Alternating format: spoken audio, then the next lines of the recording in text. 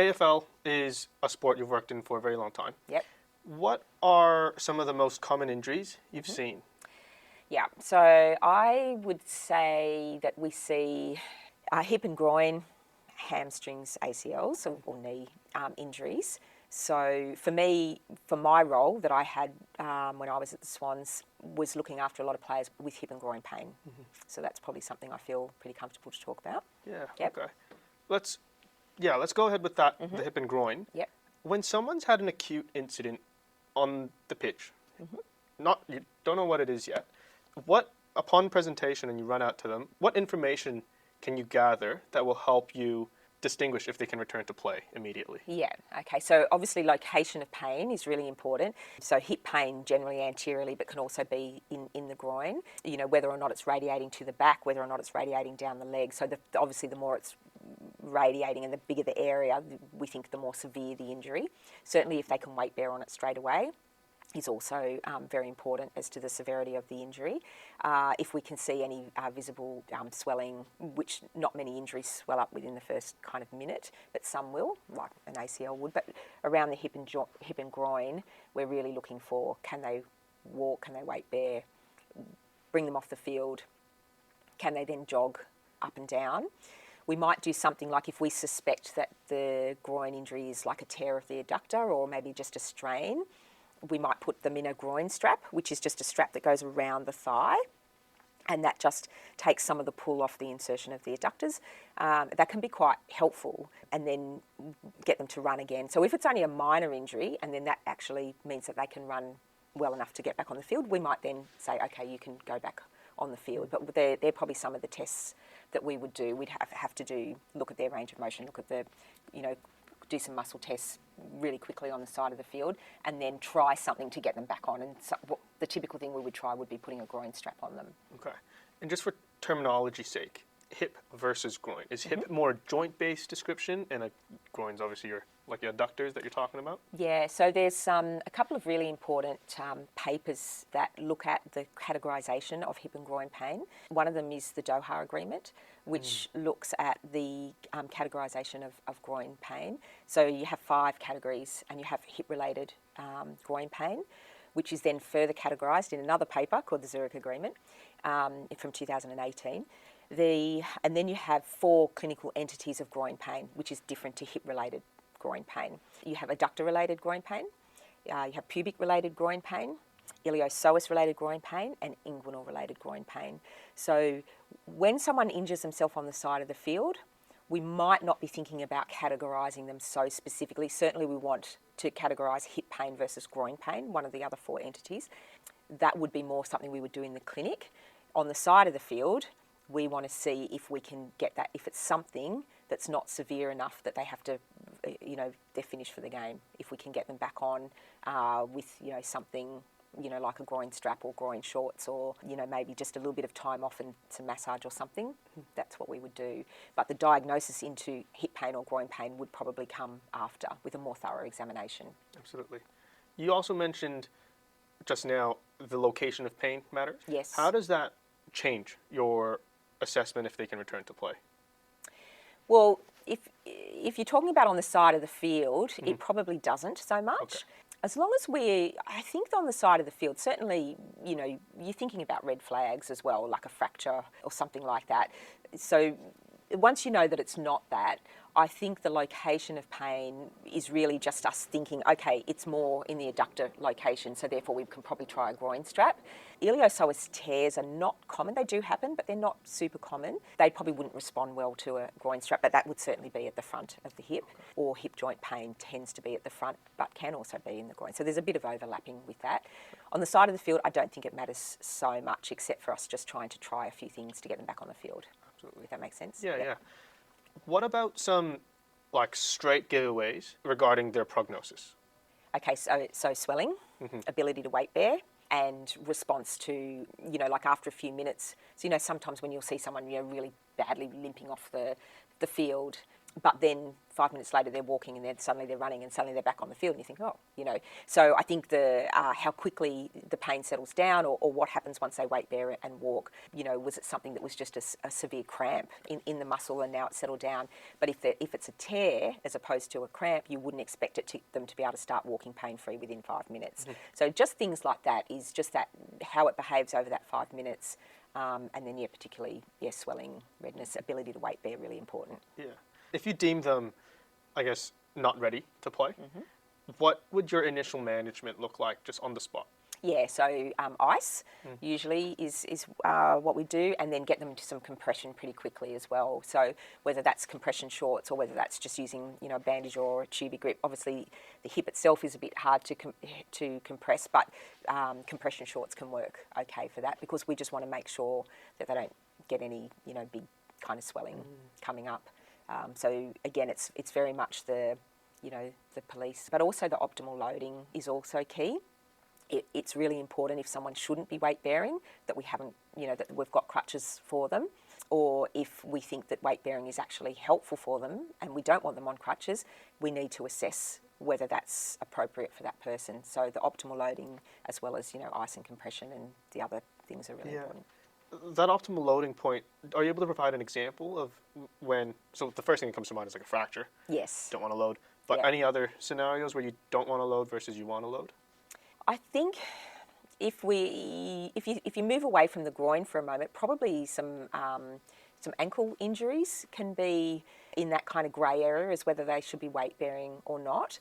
And I think, and something you would come across in basketball, ankle injuries are really common.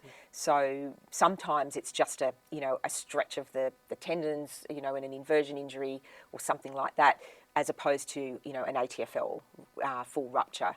So the amount of swelling can often give you an indication of the amount of damage that's happened and how quickly that swelling comes on.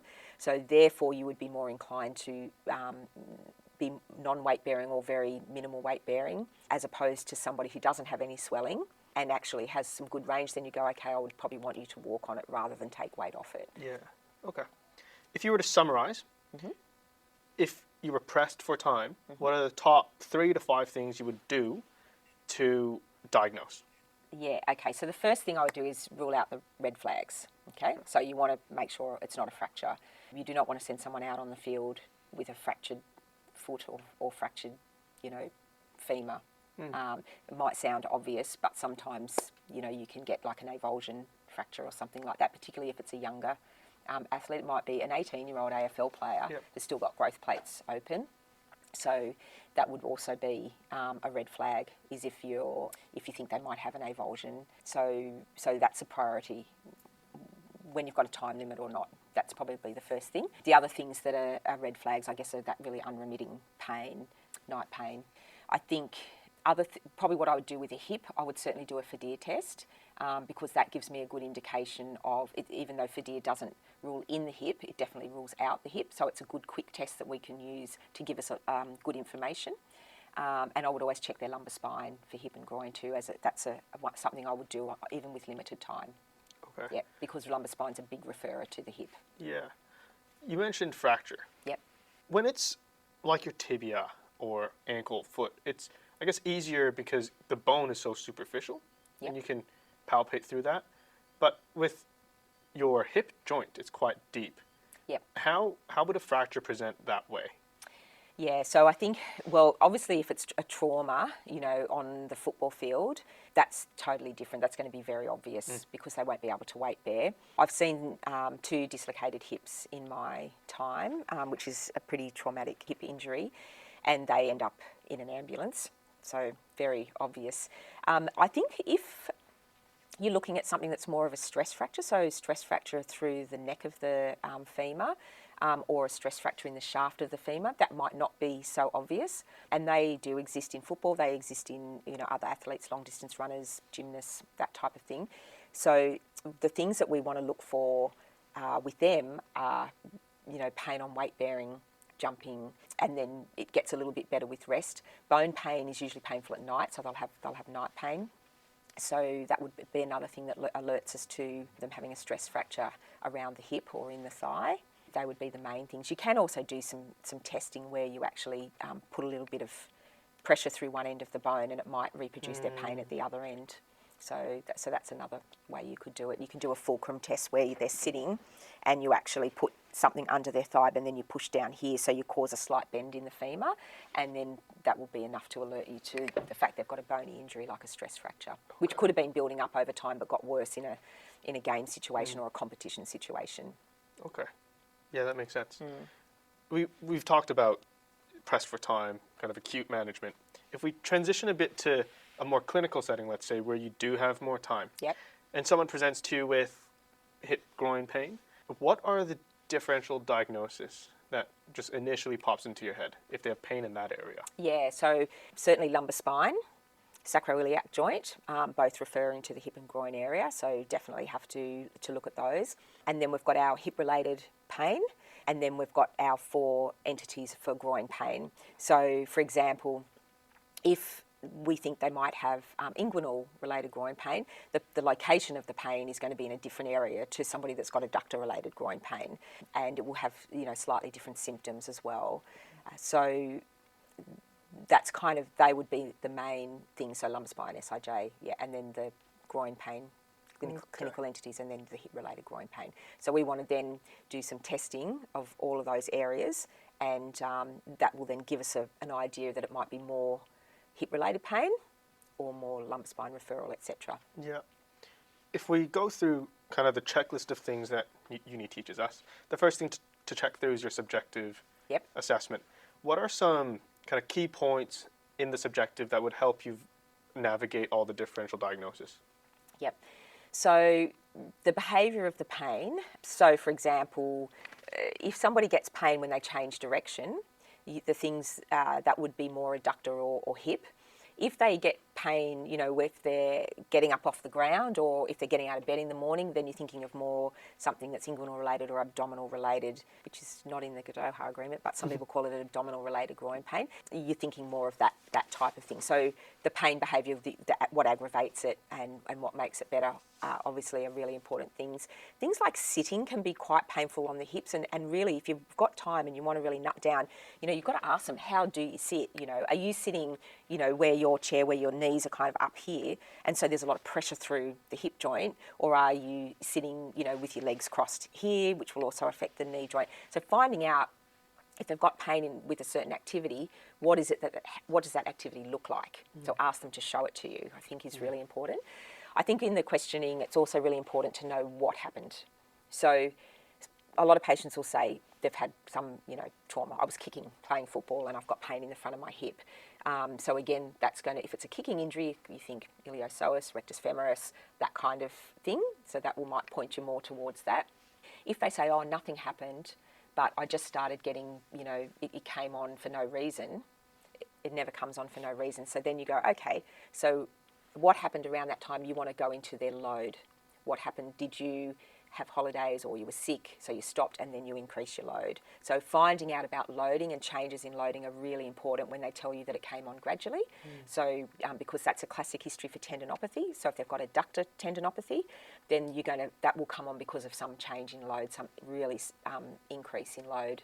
It might be that they've had the holidays and then they came back to play football, and suddenly the change of direction, they didn't do any exercise in the holidays. So again, that change in load has contributed to causing their injury. So that's what we really need to know. The other thing, if I've got time, I think it's really important, is to find out about their exercise, so what they're doing and what they do in the gym, to see if there's any factors in their training program or their gym program that might be contributing to what's going on. And if I don't have time to ask it in the session, I'll just give them a sheet, a form to fill out and say, can you, or email me your gym program if they've got it on their phone.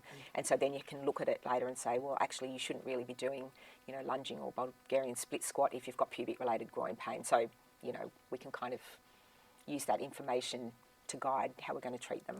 Yeah, okay. Objectively, what are some key pointers there that you'll be looking out for? Yeah, let's say we've ruled out lumbar spine and sacroiliac joints, so we've done all our testing there, all clear. And then we're really down to, okay, is it hip-related groin pain? So I will do a Fadir test, so flexion, adduction, internal rotation. It has high sensitivity, which means that it's quite good at ruling out the hip joint. If for deer, and you do it really, if you do that test properly and you rule the hip joint and it's negative, then we can probably pretty safely rule the hip joint out as a source of the pain. If it's positive, it means it might be the hip joint, but there are other things that can give you a positive for deer, such as a hip flexor or even adductor related might be sore. So we can't be absolutely sure that it's ruled it in, but we just put it in our cluster of tests. So then we might look at some other things like a bent knee fallout, fader, hip flexion, and we compare those to when we do the resisted test. So if we do adductor squeeze, and adductor squeeze is quite a good test for adductor-related groin pain, so adductor tendinopathies, adductor strains and tears. And it's a great test because it's quite reproducible. So if you're doing a long lever squeeze test, you can do it with a dyno or with a sphygmometer, or you can just get a VAS and find out what the pain is. You will always want to make sure it is their pain, but it's quite sensitive to the adductor strains. So then we're more positive that if that's positive, it's more likely to be that. And then the hip flexor tests tend to be more palpation, and actually adductor we would use palpation as well. Hip flexor we would use palpation and resisted tests for hip flexion. And I do that in 90 degrees hip flexion, but I also do it off the end of the bed. I'll look at end range stretch and then end range resistance. Like a Thomas test. Like a Thomas test, Yeah, in a Thomas test position. So that way you're kind of saying, okay, are all these resisted tests giving me positives and the joint tests are giving me negatives? You're looking at more a soft tissue type injury, as opposed to all the resisted tests being negative, and then things like Fadir, hip flexion, Faber being positive. Then you're really looking more at a hip joint pathology. But you have to cluster all of those tests together and use your clinical reasoning, and then you're really also taking from what they've told you in the subjective. Are there ever times that people present with positives in both types of tests? Yes. Do you have an example of that and what that essentially could present? Yeah, so I think with groin pain, it's very common to have multiple pathologies. And I don't think that should scare you off. I think and I think that is, people go, oh, this test is positive, that test is positive. I don't know what's wrong with them. But if you think about a lot of footy players, and not just AFL, but soccer, anyone that plays change of direction sport, rugby league, they may possibly have a cam deformity that later develops into a femoroacetabular impingement syndrome, which is basically the manifestation of pain that comes from having a change of morphology in the hip joint. That change in morphology happens around adolescence time, but they may not have any pain. And then when they, they might have a few years off playing football after they finish school. Then when they're 22 or 23, very typical patient comes in and says, oh, I've got a sore groin. And they've got some adductor pain, but they're actually manifesting some femoroacetabular impingement. So they'll have some hip joint signs and they'll have some adductor pathology. And so those things do often occur together, or if they're doing a lot of kicking, they might even have some tendinopathy in their hip flexor. So we would treat them together as a package. If they've got a positive squeeze, then we treat the adductor. If they've got positive hip joint signs, we treat the hip joint. I don't find it too scary if they've got a few different things wrong with them. It's just we explain to them what we think's going on. If we suspect they've got femoroacetabular impingement syndrome, the diagnosis of that is on three things. And this is from a paper called the Warwick Agreement, which is on the diagnosis of femoroacetabular impingement, which I think was published in about 2016. And the three things that you need to have that diagnosis is you have to have symptoms, so you have pain or clicking or catching in the hip and in the front of the hip. So you might have pain in the groin or in the anterior hip area. Secondly, you have to have signs, so you have to have a positive Fadir particularly, or a positive quadrant, positive hip flexion, but probably Fadir is the most likely test that would be positive for hip impingement. And then the third thing is you have to have imaging findings of either a cam morphology or a pincer morphology or a mixed pathology of both cam and pincer. So if you have those three things, then it's diagnosed as femoroacetabular impingement. With some of my patients, I won't necessarily send them off for the imaging. I'll tell them that I think this is likely and we'll treat it as that. The types of patients you're looking at are usually maybe between the ages of 18 and 32 who play a lot of sport. And it's usually males, but females have it, but we mainly see it in males. Now, if I had a 16-year-old female come in with hip pain, and she was a dancer, and she was really, really flexible, and she'd had kind of a history of having on and off, like sore hip, clicking hip. I'm going to put her in a completely different category. She's more likely to have hip dysplasia, and that's just going on the demographic of the patient in front of me.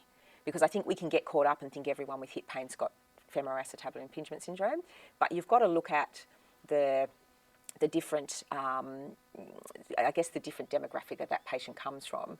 Whereas if you've got someone who's 50 who comes in with hip pain, then I'm going to think that they're more likely to have hip osteoarthritis, okay, because they're in that age bracket. And that's my hypothesis until proven otherwise. And then I'll do my subjective and my objective tests, and that will either confirm that hypothesis that this young dancer has hip dysplasia, or my footballer has femoroacetabular impingement, or my older athlete has developing hip osteoarthritis. So that's how I plan my assessments and my provisional diagnosis. That makes a lot of sense. Hip dysplasia, are you able to kind of go through that a little bit, as in what exactly it is? Yeah, so with the Zurich consensus, which was looking at hip pain for young and middle-aged adults, they categorise hip into 3 different categories, and the first one is FAIS. The second one is hip dysplasia or hip instability. So hip dysplasia is where you get an undercoverage of the femoral head by the acetabulum, so you have a smaller acetabulum, so therefore you don't have as much stability in the hip, so the hip can essentially slide around a little bit more so. Sometimes you can have, there are different types of dysplasia. The acetabulum can face in a different direction, so essentially it can again mean more instability. So it's a type of hip instability. It is diagnosed again on imaging, and they have that change in the morphology of the acetabulum. I think, I could be wrong, but I think you could also have a change in morphology of the femoral head, but it's more common for it to be an acetabular dysplasia, I think was the more common diagnosis. The other thing that would give you a clue to a patient that would have dysplasia is you ask them about if they know when they were born, did they have clicky hips? Like, did their parents, mum ever said, oh, you were in double nappies or in a splint? They have a history of having problems with their hip, usually from a young age, and they're usually very hypermobile. So you could do some hypermobility testing on them, Batons. They've got quite a lot of flexibility. When you do your hip test, you know, someone with hip impingement will kind of have a more stiff presentation, generally speaking, where someone with dysplasia will have hips that really, you know, flop out. They'll have a lot of internal rotation, more so than what you would get with a normal population. And demographic-wise, is it your younger females? Younger females? Yeah, okay. yep. Males can have it as well, but we do tend to see it in the younger female population. Okay. Yep. We've talked a lot about special tests and the palpation. Yep. Can you go through that in a practical component as well? Yep, so the test for the hip, you mean? Yeah. Yes, yeah. So I think it'd be great to do the Fadir test. Yeah. It sounds very straightforward, but you see a lot of people not do it correctly. And I think just understanding what information do you get from Fadir, because once again, you need to cluster it with other things. So I'm happy to go through Fadir, and also hip flexion, how I would measure that in a clinic, because they're 2 useful things I use. Yeah. Yep. Okay. Hey guys, we're on the bed now. Claire's going to go through some of the practical stuff. Cool. Yep. So I think we'll start with Fadir test, okay? Flexion, adduction, internal rotation. So this test is a test that we use to look at whether we think there could be pain coming from the hip joint itself. All right, it's actually a very sensitive test, so which means that it's quite good at ruling out the hip. It's not so specific, so it's not so great at ruling in the hip. But I'll talk about how we might then interpret the findings. So first of all, I'm going to get you to come closer towards me, okay, to the edge of the bed.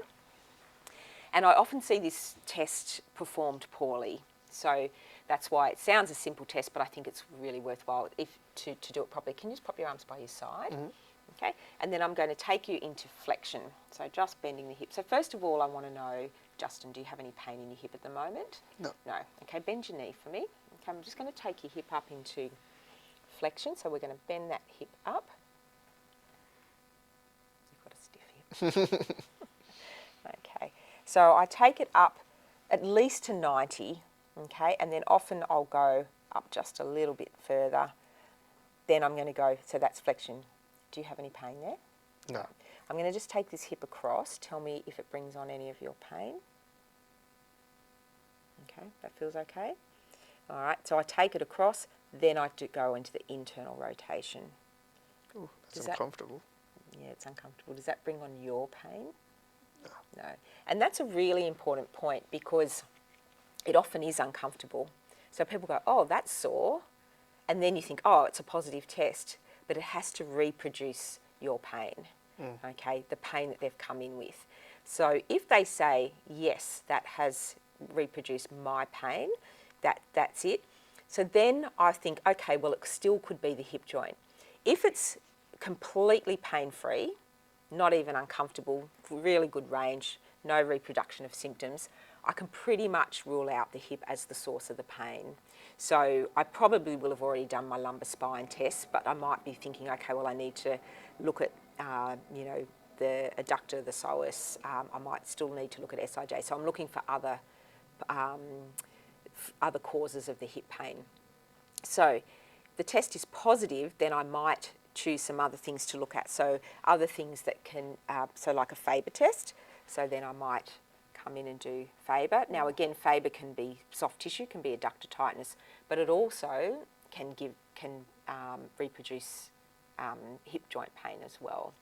Okay, so that's how I use the FADIR as a ruling, not ruling in the hip joint, but ruling out the hip joint, and then clustering it with the other tests. So negative tests for iliopsoas, negative tests for adductor squeeze, etc. And that's one of the things I find really useful is even just looking at hip flexion. So if I take a patient that's got femoroacetabular impingement, so they've got a positive FADIR, because that's one of the signs that helps us to diagnose it, they'll usually have painful hip flexion 99.9% of the time. So they come up into hip flexion, and do you have any pain there? No. Okay, so my patient with FAIS will say, yes, that's painful. You know, don't go any further, that's painful. So then what I'll do, how much pain is that out of 10? 6 out of 10. And what I do is I take my I was going to call it a dynamometer, my inclinometer, which I got from Bunnings, because it's cheaper than the ones that you buy from the physio shop. Yeah. And then I'll put that just above the kneecap there. Okay, and then I'm going to take you up. So just lifting that leg up for me, just lift it up. Yep, that's it. And okay. So we've got 100 degrees of hip flexion. How much pain? 6 out of 10. So then I'll write that down. 100 degrees of hip flexion, 6 out of 10 pain. All right. Then I'll do my treatment. And my treatment might be manual therapy. It might be a bit of releasing around the hip or seat belt. But sometimes my treatment is actually, let's see if we can get some muscle activity around the hip. So I might give them some glute exercise, some crab walk, or, you know, like a little bit of adductor work or something like that. And then I will bring them back to the bed after I've done my treatment. And then I'll remeasure and we'll come up.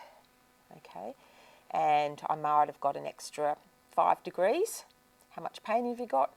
2 out of 10. Fantastic. And then we know that they've got an improvement, so I'll record that. You might not get an improvement in the range, but you might get a reduction in pain. The next time they come in, I don't necessarily retest their FADIR because their FADIR test, because it often doesn't change. It usually still always stays painful because they've still got the hip joint pathology. But I always will retest the hip flexion with the measurement and their level of pain. So even if you only see a small change within the treatment, if they come back 2 weeks later and they've taken all your advice on modifying the aggravating activities and they've started to do some strengthening exercises, whatever you think is appropriate for that patient, they might come in and then you do the test and they've improved from the last session to this session. And it's a really valuable monitoring tool as to how their improvement is tracking. And one example I had was of a young hockey player, female, who had femoroacetabular impingement. She was 25. And she was failing to improve. in her symptoms. So every time we did this test, she was still getting, the same level of pain each time. She may be a little bit of up and down, sometimes better, sometimes worse, but these tests were not changing at all. And that was the impetus for us to sit down and have a discussion. Is physio really helping you?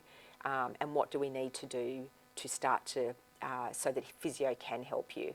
And those options are going to be see a sports doctor, discuss injections, discuss seeing a surgeon, that type of thing. So it's really valuable in keeping it very objective, the assessments, and then the patient is on the same page, understanding why you're giving them that advice to do something different or to continue with physiotherapy. See, we're taking your hip an extra 10 degrees or an extra 15 degrees and you don't have pain.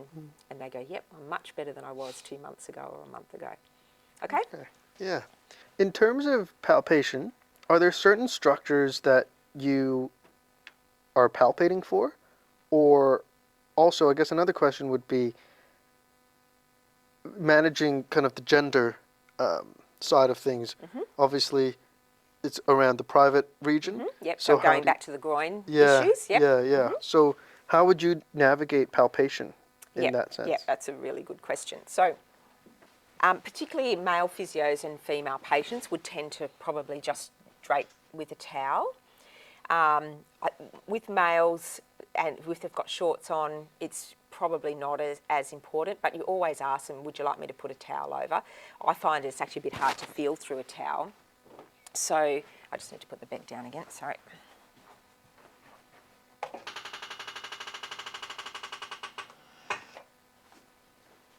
So you always explain what you're doing and never just poke your fingers straight in the groin because that'll upset the patient.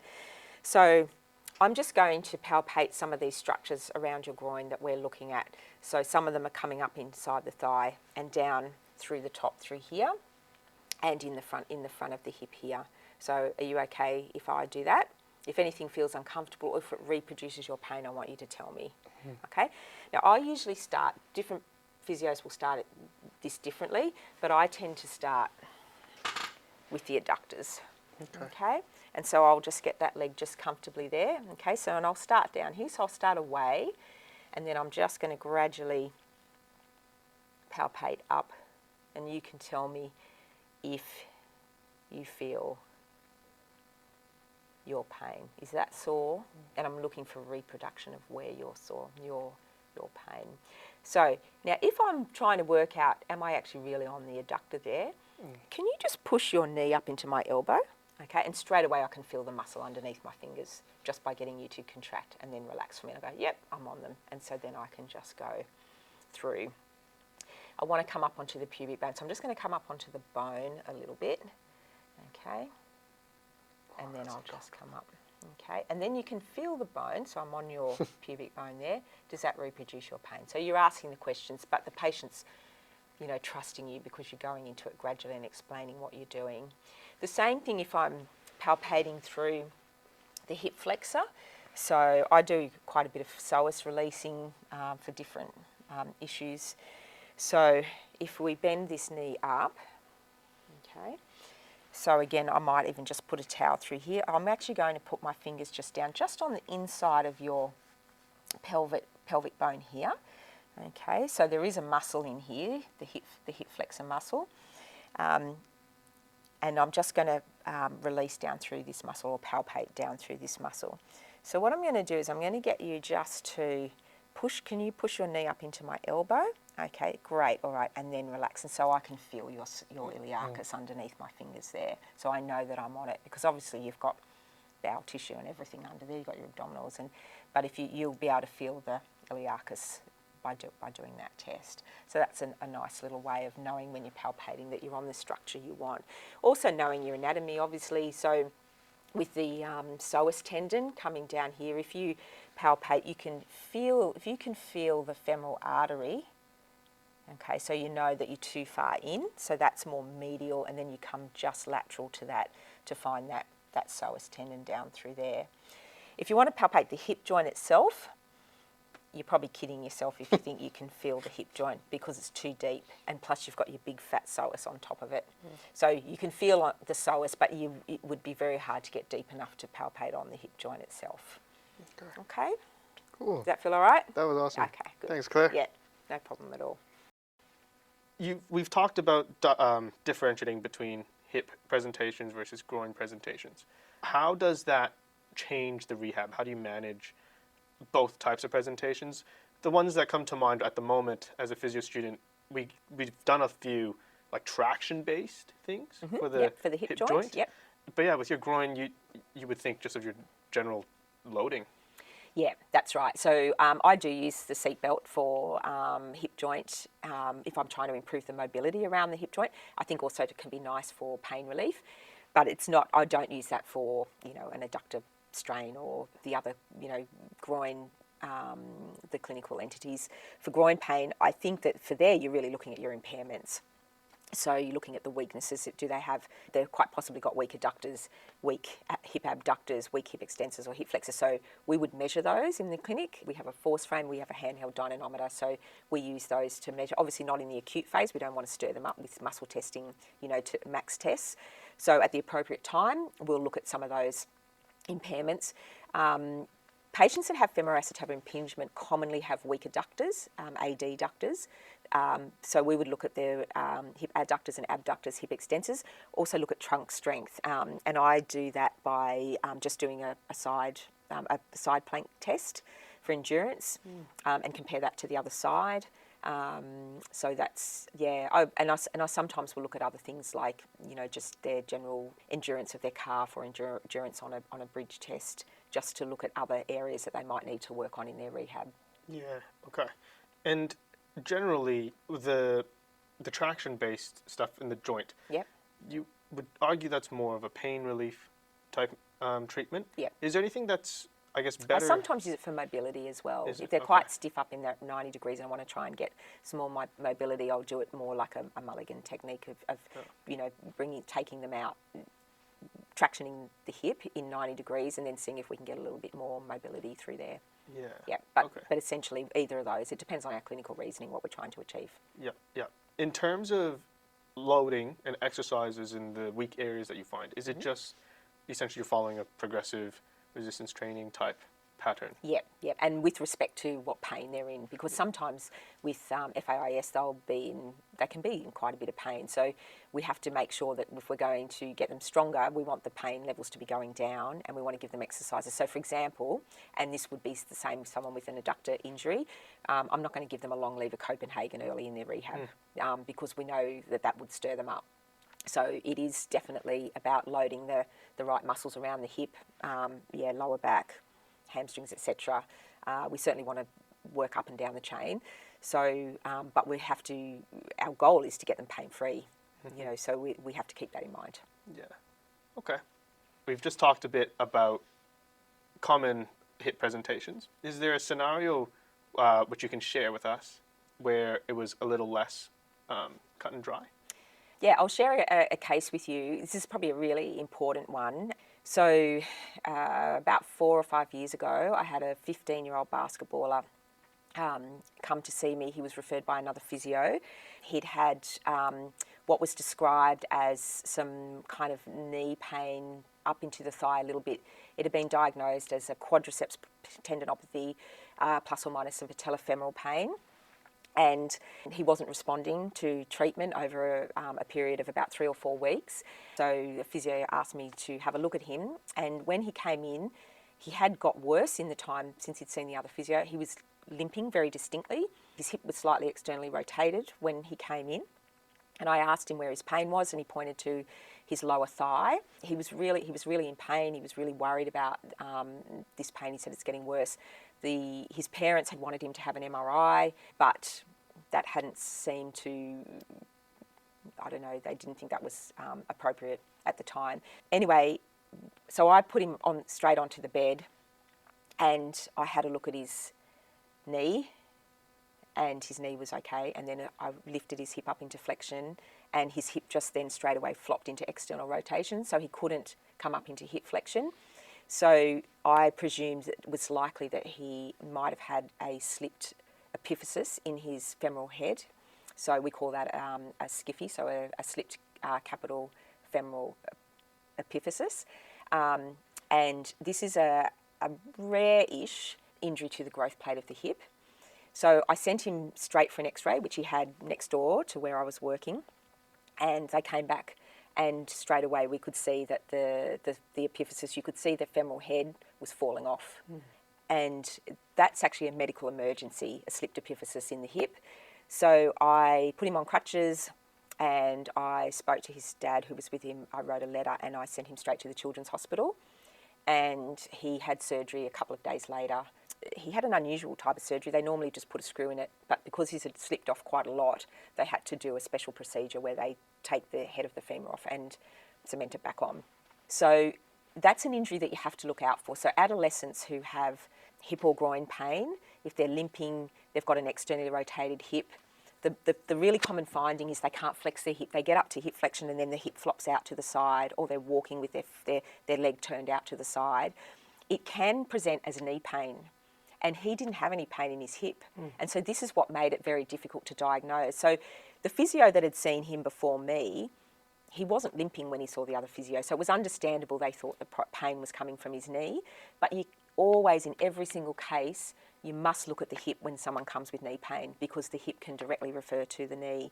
And if you do suspect that and they have an x-ray, they need to go straight to hospital because of the blood vessel in the hip. If that dies and causes necrosis to the hip, then that young person, it will affect them for the rest of their life. They won't be able to play sport. They'll end up with a leg length difference. It can be very, very debilitating. So he actually ended up having an okay result. But if you pick it up early, fantastic. Yeah. So that's the only thing. Adolescents, you always have to be thinking of growth plates, and one of the questions you will always ask if a patient comes in with groin pain or hip pain, have you had a growth spurt? Ask the parents, have they had a growth spurt? Usually they're kids, they say, oh, I don't know, and you go, oh, are your pants getting shorter? That's what I ask them, are your pants getting shorter? And then I go, oh yeah. So if they have a growth spurt, think about the growth plates, because they're very vulnerable around that time. Yeah, cool. Thanks for sharing Yeah, that. that's all right.